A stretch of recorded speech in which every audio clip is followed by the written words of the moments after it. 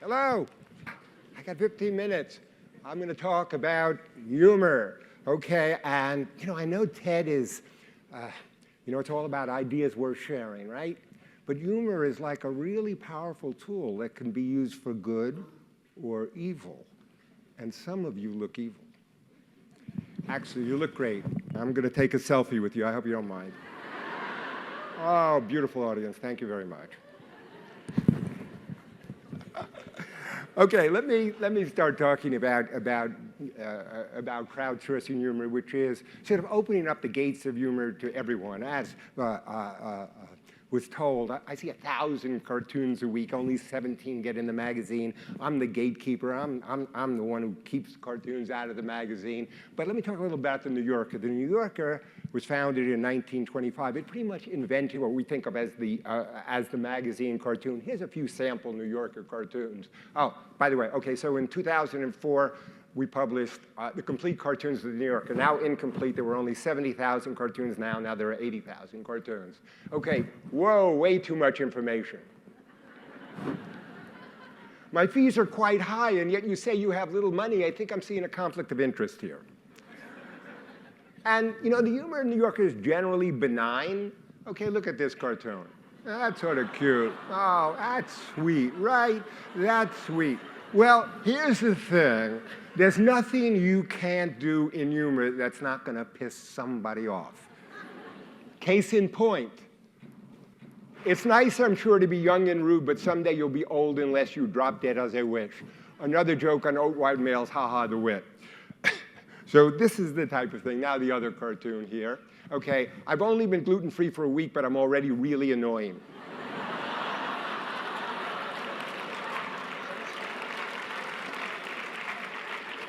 You would think that's fairly harmless. Let's look at, I've been living GFs for us is a necessity for life and not a fad diet. We live with a serious autoimmune disease. Try walking a mile in our shoes. Now, with a person like this, it's a very good idea, because if you walk a mile in their shoes, you'll be a mile away from them. And you will have their shoes. Okay, so everybody's got an idea for a cartoon. In 2005, we opened up the New Yorker to the Caption Contest.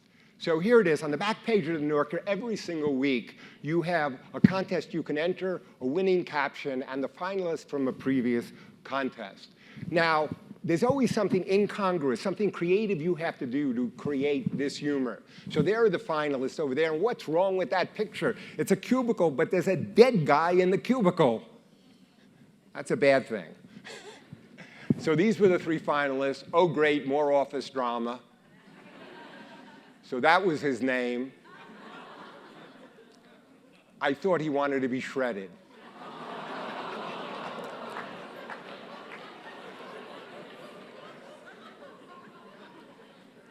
And then you enter, each week you enter this contest. Okay, so it's a 5-week process from where the cartoon first appears to where it's voted on to where you have the winner. And the winner there happened to be,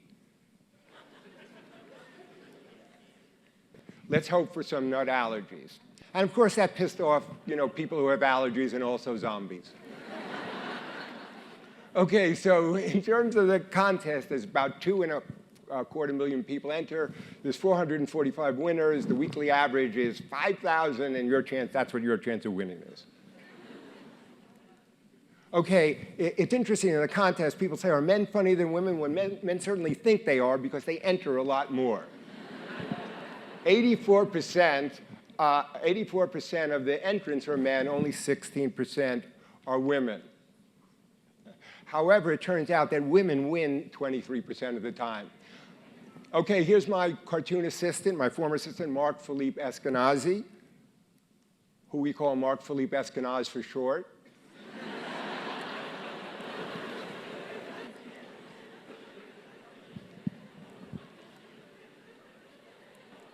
He looks at all the entries. It's very debilitating. He can do it in his sleep. and sometimes does. There's only one thing that can possibly revive him, and that's cat. The ultimate gold standard of humor. Okay, I had to get a new assistant. Once the cat things come up, you got a new assistant. New assistant is Colin Stokes. I feel terrible for him because his brain will soon be turned to mush. I've collaborated. I thought, well, maybe we can help Colin out by helping data scientists look at the contest. And they did look at the contest, and this is a way to automatically create the categories I choose from. That's a formula that describes it. I've simplified that formula.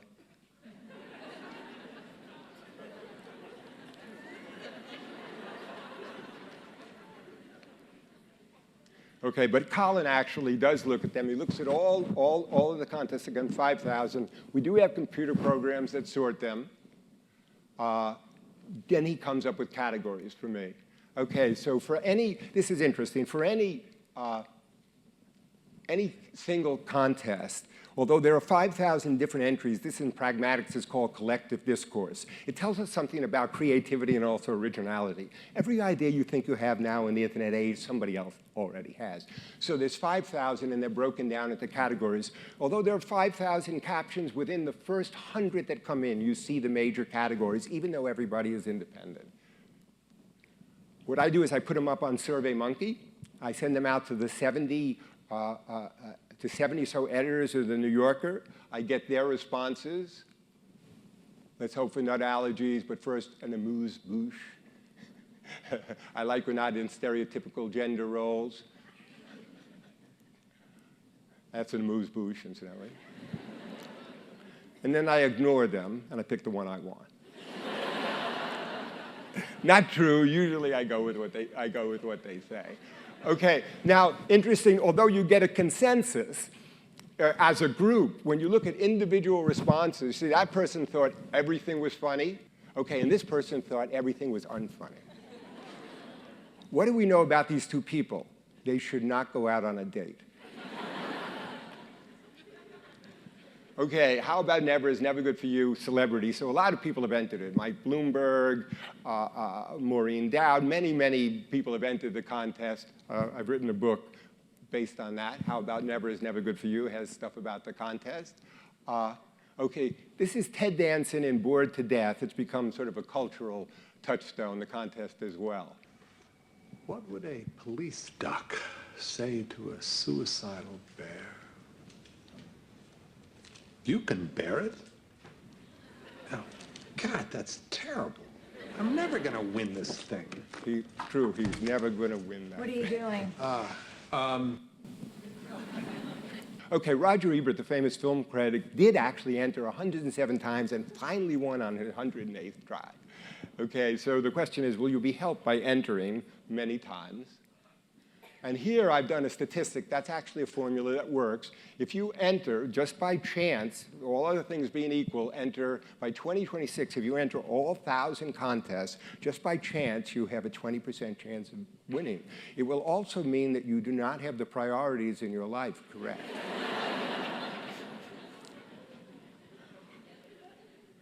Findings. Data scientists looked at that contest and they said, this is the way to crack the contest. Okay. Novelty, captions that use words that are uncommon and other captions are more likely to make the short list, what Colin would pick. Punctuation, captions that avoid exclamation points, more important. Don't shout. Length, captions that use fewer words are more likely to be selected. Abstractness and imaginability, captions that are hard to visualize are more likely to make the short list, which means that from the caption you couldn't reconstruct the image. The thing about humor is whatever rule you have will be contradicted by some instance. So in this, objection, Your Honor, alleged killer whale, it has an exclamation point, okay? It does use exclamation point. Length, it's true.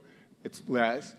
All those are basically the same caption as alleged killer whale. There came in 190 identical ones.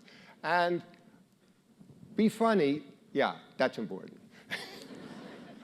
Okay, this is interesting also. So that turned out to be a really caption. So I sent out to the winners of the Caption Contest what they thought was the most popular one, and they said this was the most popular one. And this is interesting, too, because this really shows that you can make some of the people laugh all of the time, all of the people laugh some of the time, but you can't make all the people laugh all the time. You know, 6.72% just don't think it's funny.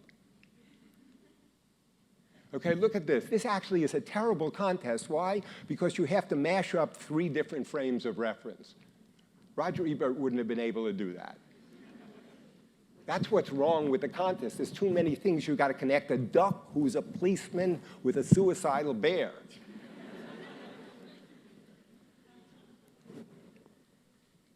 Okay, this you can work. Go home and get some sleep. You'll feel better in May. It's just an ordinary policeman. Why did you ever take a job on Wall Street? Now I've created another element.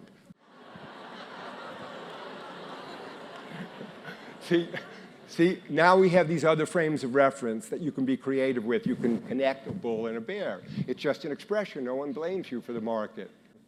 Okay? We all have bad days. How do you think I feel when the market doesn't set a record high? Try not to land on my sculpture.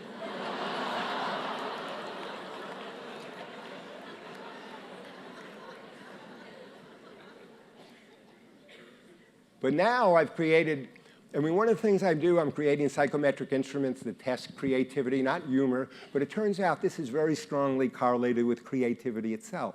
The ability to solve these types of problems correlates very well with the ability to solve other sort of out-of-the-box problems. Now, this is a much harder problem now because you've got the suicidal bear, you got the bull, but he can't be on Wall Street because he's a policeman, right? Now you have to combine all of these. Oh yeah, try getting called pig all day. Really, I've got a brother who works with stocks and he just loves it. So it's interesting, those are less funny, but much, much harder in terms of a creative task. But one thing sometimes you have to remember, sometimes the absolute best solution to something like this is the simplest. It sort of makes you stop and think, doesn't it?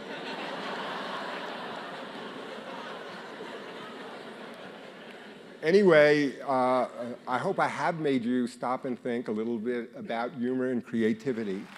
Thank you very much.